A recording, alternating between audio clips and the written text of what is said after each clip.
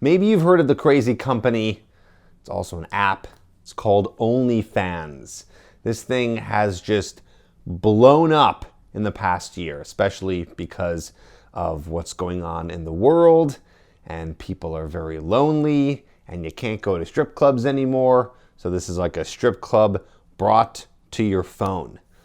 And it doesn't surprise me that something like this is so big. You know, it's like I feel like you look back in terms of the whole sex industry and you see this pattern, right? It's like a long time ago, you were to go to the movies if you wanted to see an exotic film. And if you wanted to go to a strip club, you would do that. But I'm just talking about media, okay? So you go to some sort of theater, and then eventually it was brought into your home and you could watch it with a videotape. And then it moved to, you could watch it online.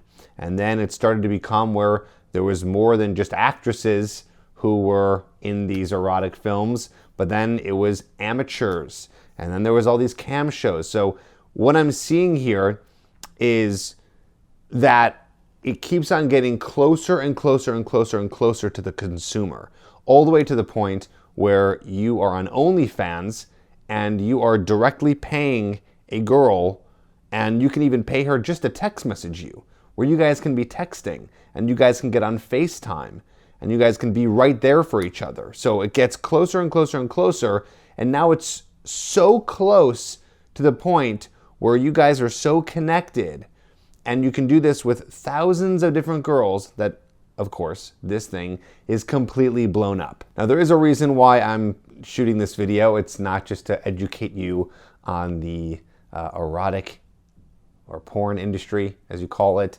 but I do want to kind of give a little bit of a PSA about how dangerous it is.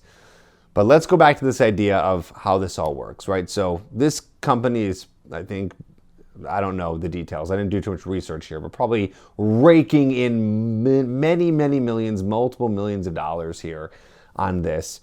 And a lot of it is, in a way, taking advantage of very lonely men. Now, I'm not putting them down. I'm not trying to play victim here, okay?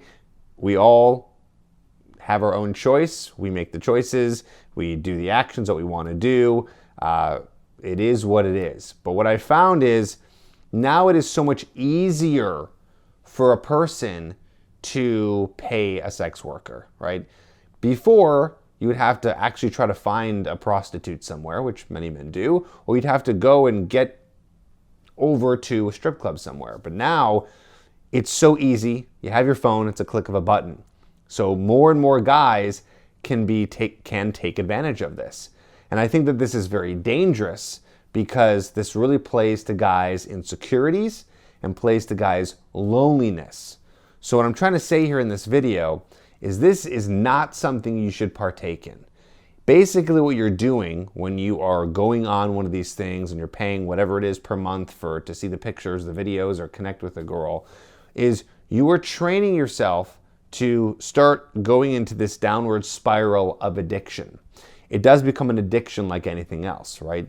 It's very enticing to be able to see photos and connect with a girl who you think is attractive. And there's, God, I don't have stats on this, but I'm sure so many women on this thing that you would never be able to go through all of them. So it's just very enticing and very addicting to see one girl and then see another girl and then maybe stop paying one girl and then go to another girl. And it becomes this addiction, this downward spiral where all of a sudden, and I know I'm sounding dramatic here, but I'm telling you, this is what's happening, is you get addicted to it to the point where you're spending all of your money on this. And the only way that you're going to feel good or turned on or not lonely anymore is by spending your money on these fake relationships.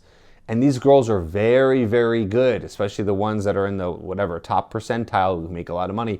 They're very good at making you feel good. They know exactly what to do to make you feel this artificial love and desire, which is not actually there. So it's scary how addicting this thing can be.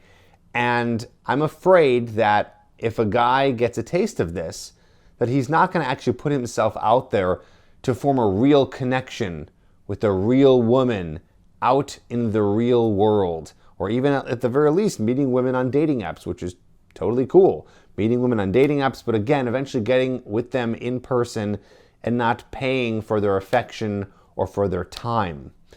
I know there's a whole community of guys out there who think like, well, the incel community, and this is like the only way for a guy who's not attractive to be able to be with a woman.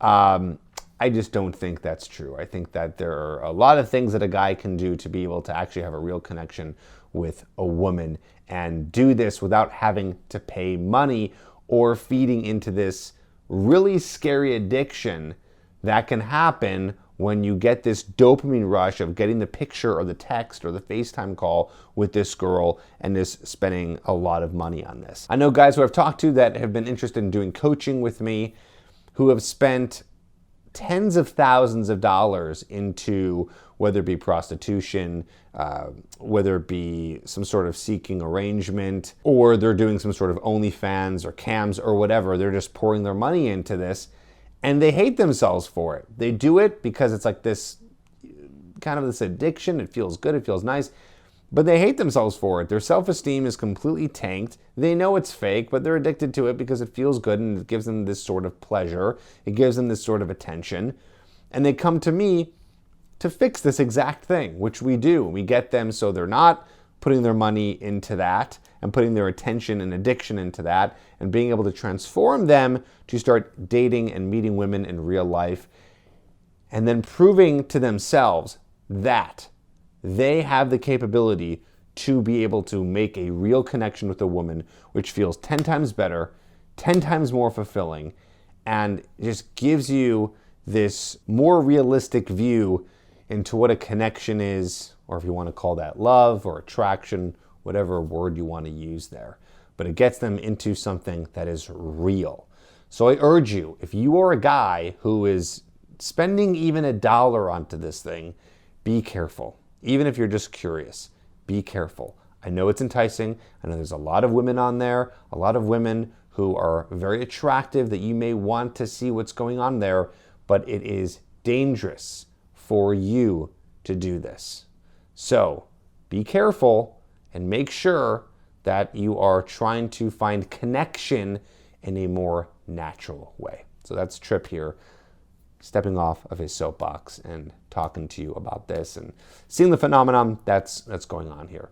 If you need help in any sense in terms of not using this stuff, making connections with women, meeting women online, real women who are interested in you, going out, talking to women in person, if you need help with this, I coach this. I will be with you one-on-one. We will be working on this together through text messages, through phone calls, okay? Where we are going to then teach you how to be able to be more attractive and meet women in person instead of doing it on these silly apps. Hope that helps, and I'll see you on the next video.